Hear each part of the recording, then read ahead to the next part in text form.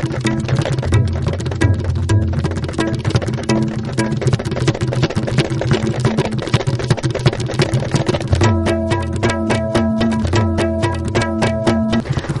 to ISTV News. This is Panorama giving you the news. Let's see the top stories.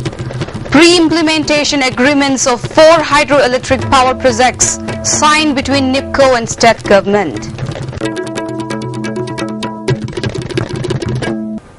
News in detail. With the sole aim of improving the power scenario of Manipur, the state government has signed pre-implementation agreements of 4 hydroelectric power projects to be taken up at 4 different places in Manipur by the Northeastern Electric Power Corporation Limited (NIPCO). The signing of agreements was executed at a function held at Hotel Imphal by the Classic North AOC. The agreements were signed in the presence of Chief Minister O. Ibobi by Joint Secretary Power T.H. Kiran Kumar on behalf of the Government of Manipur and Chairman cum Managing Director of NIPCO P.C. Pankaj. Managing Director of Manipur State Power Corporation Limited MSPCL N. Sarat was the witness on behalf of the state government. On behalf of the NIPCO, Director Personnel S. Borgohai was the witness. After signing, the agreements were handed over to Chief Minister Ibobi.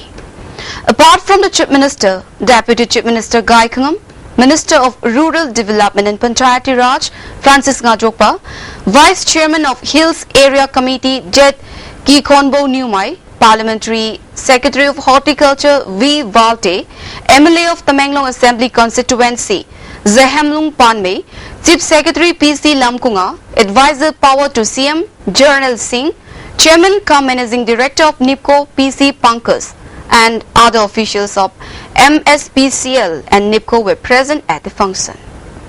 The projects of which agreements were signed today are Irang and Pabram in Tamenglong District, Tuivai in Churachandpur District, and Kongnem Chaka in Senapati District. The estimated cost of hydroelectric power project to be taken up at Tuivai is over rupees 325 crore. This project is planned to generate 71 megawatt. The Irang project is expected to cost more than rupees 331 crore and will generate 60 megawatt. The estimated cost of Kongnem Chaka is over rupees 439 crore and is targeted at generating 66 megawatt. The Pabram project will cost more than rupees 1,031 crore and is programmed to generate 190 megawatt. In connection with the function, Chairman cum Managing Director of NIPCO P.C. Pankaj said that NIPCO has been taking up many projects to make plenty of power available in the northeastern region. All our efforts will be made to complete the 4 projects within 4 or 5 years. He urged the government of Manipur to extend all possible help. As the projects are taken up, schools, communication and power supply in the nearby areas will be improved significantly. Besides, priority will be given to the local people with regard to job opportunities, he said. Chief Minister O. Ibobi asked NIPCO to try to complete the projects in time and assured all possible help from the state government in NIPCO's endeavor. He further said the state government is resolute in improving the power sector. The Loktak hydroelectric project run by NHPC generates only 105 megawatt. Meanwhile, the state government has formed a joint venture company called Loktak Downstream Hydroelectric Corporation Limited in collaboration with NHPC to implement the 66 megawatt Loktak Downstream Hydroelectric project in Tamenglong District. This project will solve the power crisis after 5 or 6 years. The Chief Minister said the government faces a lot of inconveniences, including the anti-social elements in taking up developmental projects. The state government has been insisting the centre on issuing clearance of forest and environment for developmental works, he said. I would like to appeal, maybe because of any reason, The NIPCO also I would like to request and also I would like appeal, because NIPCO should try not to take much time. Where there is any problem is there, whether it may be forest and environment clearance or any related law and other problem from the state government, we are always most welcome to extend whatever we can from the state government side. Yes, it may take sometimes, like forest and environment clearance is not under the purview of either NIPCO or state government. We should have to be pushed from the state government side also. So most of the power project which is entrusted by NIPCO in the Arunachal Pradesh, till today it could not be materialized. So I always appeal even to the union government also, until and unless if it is the area which can be relaxed, that should not be affect to the environment affairs of that area, and also more particularly in the reserve forest area.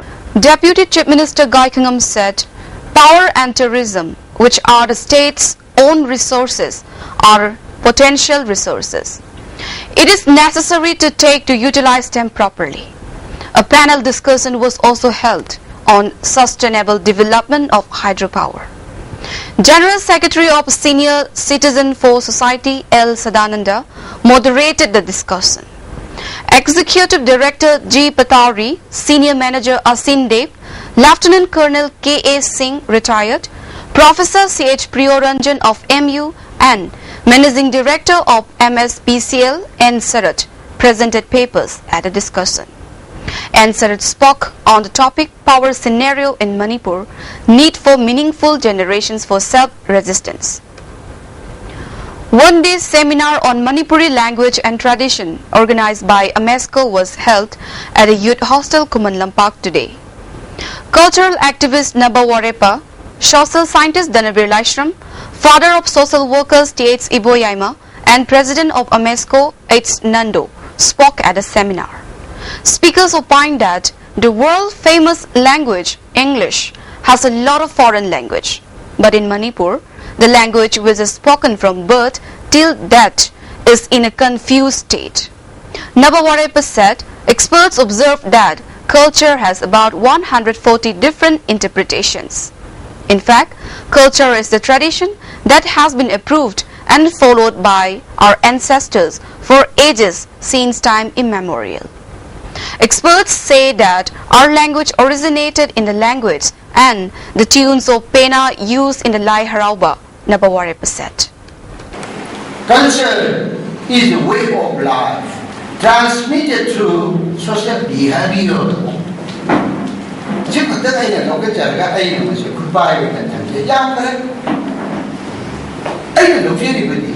Culture not high share.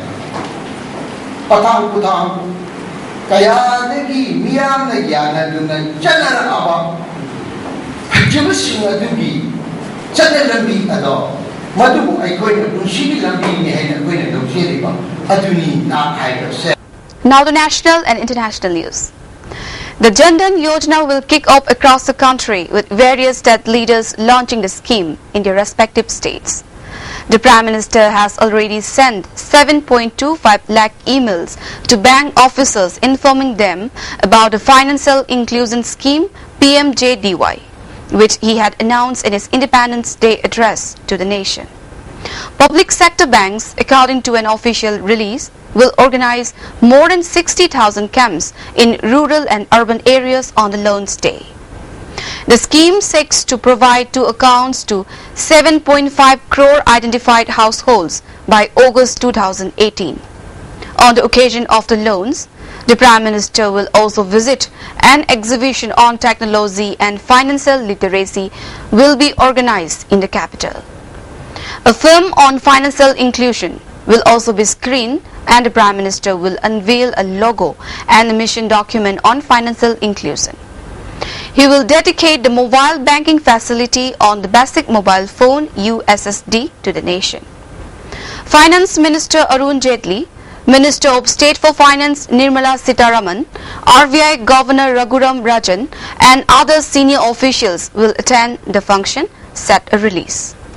Fresh embarrassment is in store for Prime Minister Narendra Modi government as the model-turned-actor from Karnataka claimed she was cheated by the son of Union Railway Minister Sadananda Gowda. The charge comes close on the heels of reports that Union Home Minister Rajnath Singh was upset over reports that his son was admonished by Modi for what reports said seeking money for police transfers. A model who has acted in a Kannada film as a heroine claimed she is married to the minister's son, who got engaged to another woman at a ceremony at Kusalnagar in Kodagu district today. A case of rape was registered against the son of Railway Minister D.V. Sadananda Gowda on a complaint by a woman who claimed that she is married to him, even as his engagement ceremony took place today. Another Trinamool Congress TMC leader sparked controversy on Thursday with his comments on rape. Addressing a crowd at his constituency, TMC MLA from Diamond Harbour, Deepak Haldar, stated, "As long as the earth exists, there will be rapes." The comments have received severe condemnation from various political leaders. National Commission for Women Chairperson Mamata Sharma too has demanded that West Bengal Chief Minister Mamata Banerjee suspend the erring leader his insensitive remark. Haldar, however, later clarified that his intent was to raise awareness. Hours after a flag meeting between BSF and Pak Rangers to defuse tension, Pakistani troops again violated a ceasefire by firing on forward border outposts BOPS and civilian areas along the international border in Jammu's Akhnur sector. There was firing by Pak Rangers on BOPS and civilian areas in Divora forward belt in Prakwal subsector of Akhnur Tehsil around 23:15 hours last night, a police officer said today. CBI today carried out searches at 22 locations, including the homes and offices of two former Assam ministers, Himanta Biswa Sarma and Anjan Datta, in connection with its probe in alleged swindling of investors' deposits by Sarada Group. CBI sources said searches were conducted at 12 locations in Guwahati, 2 in Dhubri, Assam, 7 in Kolkata, and 1 place in Mumbai in connection with the scam. Assam police has rescued 422 victims of human trafficking, mostly minors, and arrested 281 offenders since 2011, according to the Criminal Investigation Department (CID), highlighting the magnitude of this problem in the entire northeastern region.